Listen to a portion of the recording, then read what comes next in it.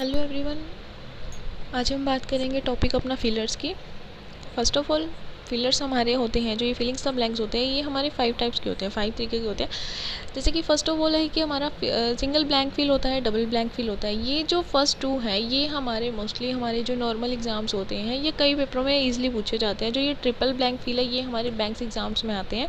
और जो ये क्लोज टेस्ट है, क्लोज टेस्ट मतलब क्या होता है कि हमें एक पैराग्राफ दे देंगे, पैराग्राफ में हमें 5 वो ढूंढने होते हैं, अपना क्वेश्चंस दे देंगे कि हमें ऑप्शंस में कि इन 5 फिलिंग द ब्लैंक्स आए हैं और उसको हमने करना है, तो उस टाइप से उसको हम क्लोज टेस्ट बोलते हैं। इसलिए नहीं सकते, में कई तरीके के होते हैं। नेक्स्ट आता है कि फिलर्स आर। अब हम बात करते हैं कि fillers are generally based on the concept. ये नहीं है कि हमें जो फिलर्स है, ये फिलिंग्स द ब्लैंक्स है, जो हमें क्वेश्चन पूछा और वहाँ पे हमें ऑप्शन दिए और हमने चक के वहाँ पे आंसर लिख दिया, ऐसा कुछ नहीं है।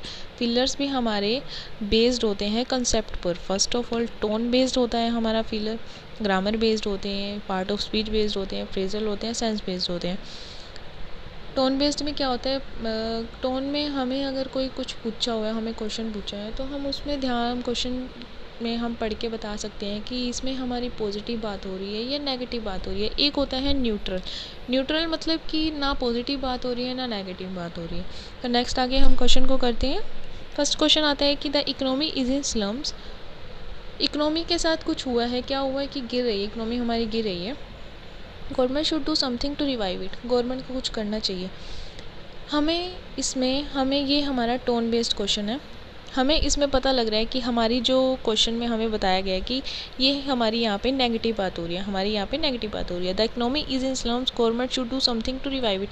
अगर यहाँ पे रिवाइव इट भी ना होता, तो अगर यहाँ पे रिवाइव इट भी ना होता तो हमें पता है कि government should do something, government को कुछ करना चाहिए, उसकी बात हो रही है। तो ये हमारी यहाँ तक तो हमारा ये हमारा जो इतना है ये तो हमारा नेगेटिव बात हो रही है। उसके बाद की जो बात कही गई है government should do something to revive it, इसमें हमारी न्यूट्रल बात है। न्यूट्रल से हमारा ये पॉजिटिव की तरफ जा रहा है कि गवर्नमेंट को कुछ करना चाहिए, मतलब कुछ अच्छा करना चाहिए, उसकी बात हो रही है।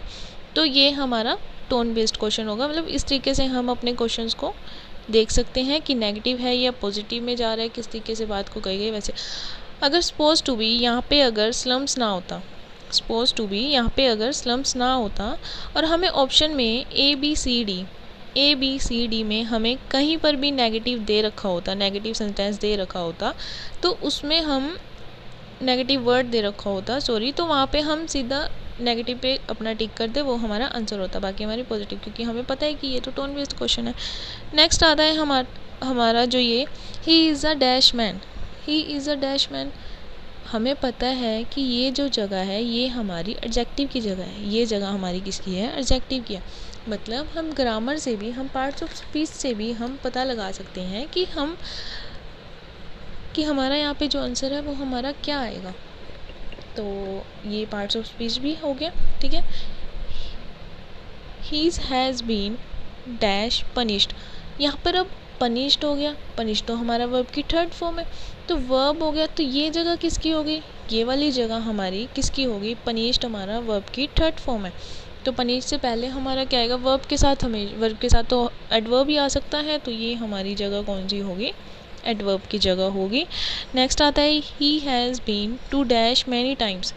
He has been to dash many time, यहाँ पे टू आया है। टू हमारा क्या होता है, टू हमारा प्रेपोजिशन होता है।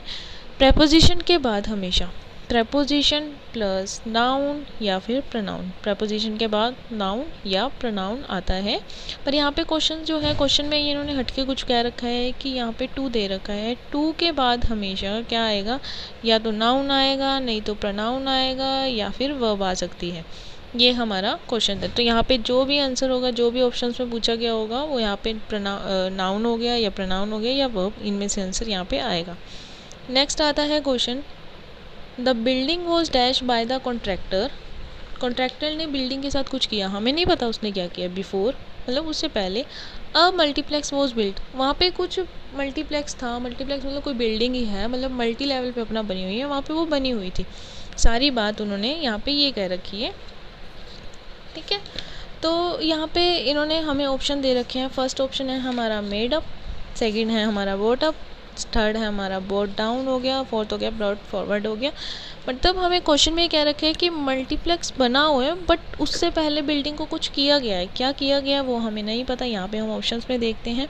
ये जो हमारा क्वेश्चन है, ये जो हमारे ये दे रखे हैं 4 ऑप्शंस, ये इसको हम फ्रेजल कहते हैं।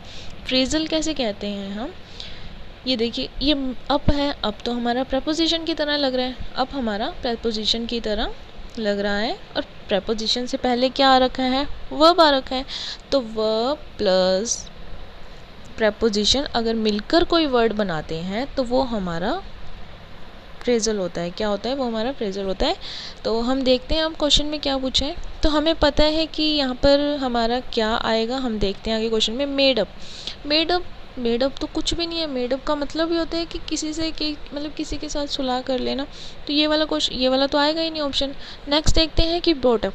बोट अप मतलब बढ़ाया, मतलब क्या बिल्डिंग कॉन्ट्रैक्टर ने बिल्डिंग को बढ़ाया कुछ ऐसा, तो ये तो अभी नहीं होगा, ये तो सीधा कट हो जाएगा।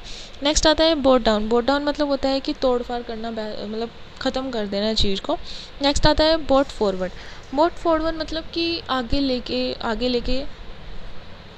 जाना। जैसे कि अब क्या बिल्डिंग को हम कैसे आगे लेके जाएंगे, तो उठा के थोड़ी लेके जाएंगे। तो इसमें हमारा, और हमें पता है कि मल्टीप्लेक्स हमारा जब ये बना था, मल्टीप्लेक्स वॉज बिल्ड हुआ, तो बट उससे पहले बिल्डिंग के साथ कुछ हुआ है तभी तो ये बना है।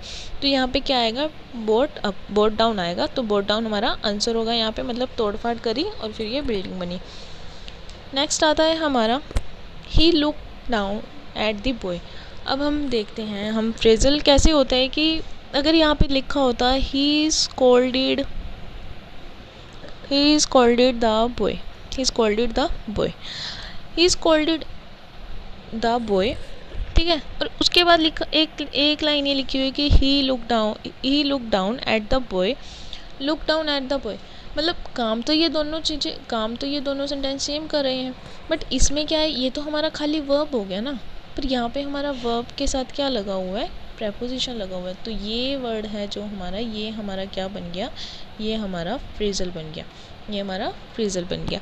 तो इस तरीके से हम टोन बेस्ड से हम क्वेश्चन को पढ़ के हम पता लगा सकते हैं कि अपना यहाँ पे हमारा कि पॉजिटिव बात हो रही है, नेगेटिव बात हो रही है। हम ग्रामर से भी फिलर्स को कर सकते हैं, हम पार्ट्स ऑफ स्पीच के थ्रू भी कर सकते हैं, हम फ्रेजल से भी कर सकते हैं, इस तरीके से कर सकते हैं।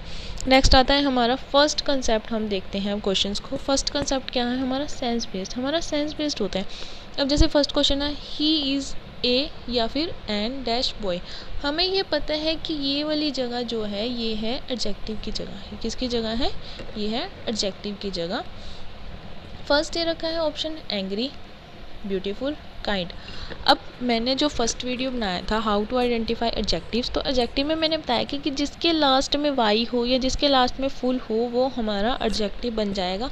हमें कुछ देखने की लोड़ नहीं है, सिर्फ लास्ट वाले कीवर्ड्स को देखना है और हमें झट से बताना है ये हमारा एडजेक्टिव है, ये नाउन है। तो ये दोनों हमारे एडजेक्टिव है।